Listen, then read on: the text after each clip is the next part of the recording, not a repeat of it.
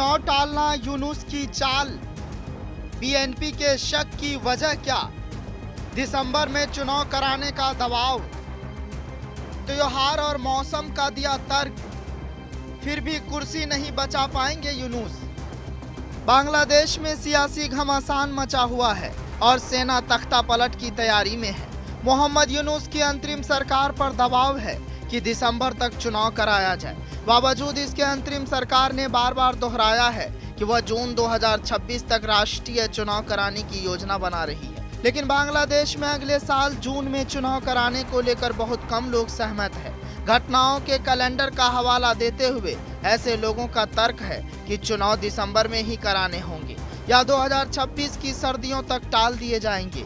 यही कारण है कि बांग्लादेश की मुख्य राजनीतिक party Bangladesh nationalist party BNP को यूनुस के जून में चुनाव कराने के वादे में कुछ गड़बड़ लग रही है और वह इसे चुनाव और देरी करने की चाल के रूप में देख रही है।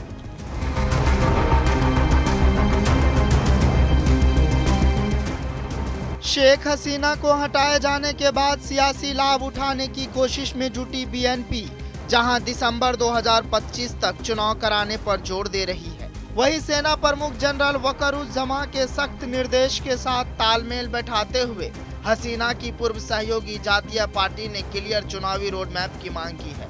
बीएनपी को डर है कि यूनुस की ओर से टाइमलाइन बढ़ाए जाने के पीछे चुनावी नतीजों में धांधली करने या जनता की भावनाओं को दबाने की रणनीति हो सकती है। इसी वजह से पार्टी ने दिसंबर तक चुनाव कराने की मांग को लेकर देशव्यापी आंदोलन शुरू करने की धमकी दी है। इसमें तर्क दिया गया है कि 2026 की पहली छमाही पब्लिक एग्जाम, रमजान, ईद, काल बैशाखी, मानसून, व्यवधान और बकरीद की वजह से व्यस्त है।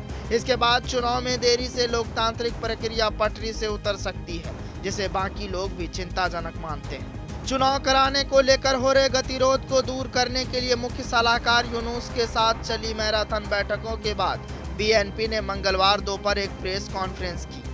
इसमें कहा कि पार्टी इस बात से निराश और कंफ्यूज है कि अंतरिम प्रमुख खराब मौसम के कारण देश में चुनाव कराने पर क्यों अड़े हुए हैं। यूनुस सरकार की आलोचना करते हुए मावला ने कहा कि पिछले 6 या 7 महीने से यह अंतरिम सरकार देश चला रही है, लेकिन हमने कोई विकास नहीं देखा है। सिर्फ क्राइम रेट रोज बढ़ रहा है। अर्थव्यवस्था पूरी तरह से खराब हो गई है क्योंकि इस समय कोई भी नया निवेशक बांग्लादेश नहीं आ रहा है। ब्यूरो रिपोर्ट, जनतंत्र टीवी।